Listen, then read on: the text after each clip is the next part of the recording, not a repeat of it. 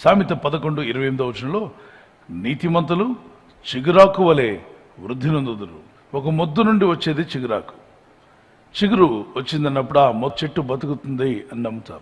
పడిపోయిన చెట్టు కానీ, తుఫాను వల్ల కావచ్చు, కొట్టబడినప్పుడు కానీ, పడగొట్టబడినటువంటి చెట్టు మొదట్లో అది ఒక మొద్దులాగా ఎండిపోతూ ఉంటుంది. అందరూ అనుకుంటారు ఈ చెట్టు ఎండిపోతుంది, ఈ చెట్టు ఇక ఉండదని. కానీ సడన్గా కొద్ది రోజుల తర్వాత అటుగా వెళ్తే చిగురు కనిపిస్తుంది.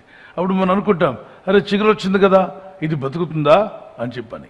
ఆ చిగురు అలా వచ్చి రోజు రోజుకి దినదినము ఎదిగి వర్ధిల్లి మహావృక్షంగా మారిపోతుంది. ఆ చిగురాకులో ఉన్నటువంటి శక్తి అలాంటిది. అలాగే నీతిమంతులు చిగురాకు వలె వృద్ధి నొందుదురు.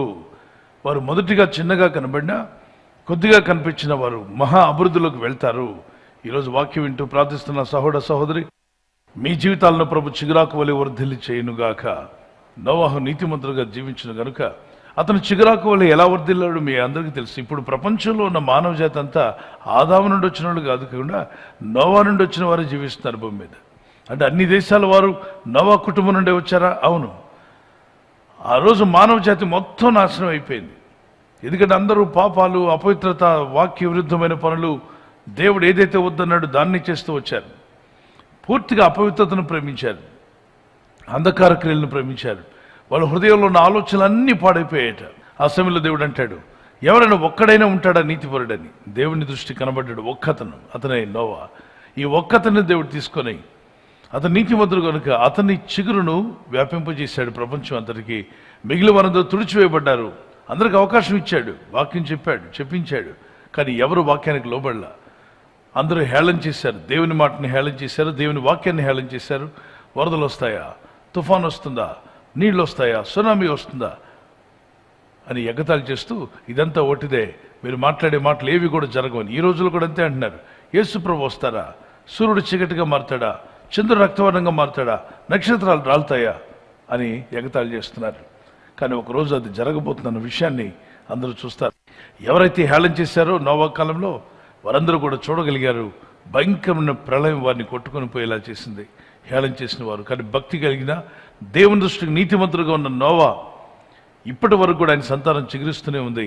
నేడు ప్రపంచంలో మానవులు ఉన్నారంటే నోవా సంతానం ఎప్పుడైనా. అలాగే లేఖనాల్లో దేవుని యందు భయభక్తి కలిగి చెడుతనమును విసర్జించినటువంటి వాడు మరి యోబు. ఇతని జీవితంలో కూడా అన్ని పోగొట్టుకున్న చిగురాకు వలె చిన్న కొద్ది ప్రాణం మాత్రమే ఉంది. రోగాలతో, బాధలతో, సమస్యలతో కృంగిపోయాడు. అంటే నీతిమంతులకి బాధలు రావని కాదు, వస్తాయి, కానీ వాటిని జయించగలుగుతారు. ముద్ద అయిపోయాడు, ఇక లేడు, ఇతని జీవితం ఇక అయిపోయింది అనుకున్నారు. కానీ ఆ చిన్న స్థితి నుండి, ఆ దిగజారని స్థితి నుండి, మరణ పడక మీద నుండి అతని దేవుడు లేవనెత్తి చిగురాకు వలె మహావృక్షంగా అతను రెండంతలుగా దీవించబడి ఆ రోజుల్లో ఉన్నటువంటి దేశాల్లో అతను గొప్ప ఘనతగా దేవుడు అతన్ని వాడుకుని హెచ్చించాడు. యెహెజ్కేలు ప్రవక్త దానియేలు గురించి సాక్ష్యం ఇస్తున్నాడు. దానియేలు అనే ప్రవక్త ఉండేవాడు. ఆ ప్రవక్త మంచి పరిశుద్ధంగా జీవించాడు, నీతిమంతునిగా బ్రతికాడు, భక్తునిగా బ్రతికాడని యెహెజ్కేలు గ్రంథంలో 14:14 సాక్ష్యం ఇస్తున్నాడు దానియేలు గురించి.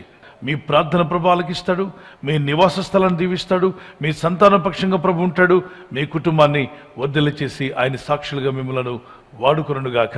God bless you. Shall we pray. మన కర్మలు ప్రభు వైపు ప్రార్థన చేసుకుందాం.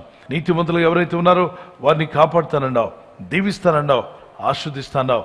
ఈ ప్రార్థనలో మొరపెట్టుచుండగా నీ ప్రజలందరూ కూడా నీ యందు విశ్వాసం ఉంచడం వల్ల నీతిమంతులుగా తీర్పు తీర్చబడిన వారై దేవుని యందు భయభక్తి కలిగిన వారుగా మేము ఎక్కడున్నా, ఏ ప్రాంతంలో ఉన్నా, ఏ ఉద్యోగంలో, వ్యాపారంలో, సేవా పరిచర్యలో, మిషనరీ వర్క్స్లో ఎక్కడున్నా నీ యందు విశ్వాసం ఉంచిన మమ్మలను నీతిమంతులుగా మీరు తీర్పు తీర్చారు నాయన. ఈ రాత్రి నెమ్మదితో పండుకొని సురక్షితంగా కాపాడబడినట్లుగా నీ అగ్ని కంచి వేసి మమ్మల్ని కాపాడండి. మీ చిత్తములో కొనసాగే కృప అందరికీ దయచేయమని యేసుక్రీస్తు ప్రశస్త నామములో వీరందరికీ చక్కని నిద్ర దయచేసి తెల్లవారు లేచి కృపను మాకిమ్మని క్రీస్తు నామములో అడిగి వేడుకుంటున్నామా పరలోకపు తండ్రి. ఆమేన్. ఆమేన్. ఈ వాగ్దాన్ని మీతోనే ఉంచుకోకుండా లైక్ చేయండి, షేర్ చేయండి. అనేకులు ఈ యొక్క ఛానల్ సబ్స్క్రైబ్ చేసుకోమని తెలియపరచండి. సబ్స్క్రైబ్ చేయని వారు కూడా సబ్స్క్రైబ్ చేయండి. Good night. God bless you.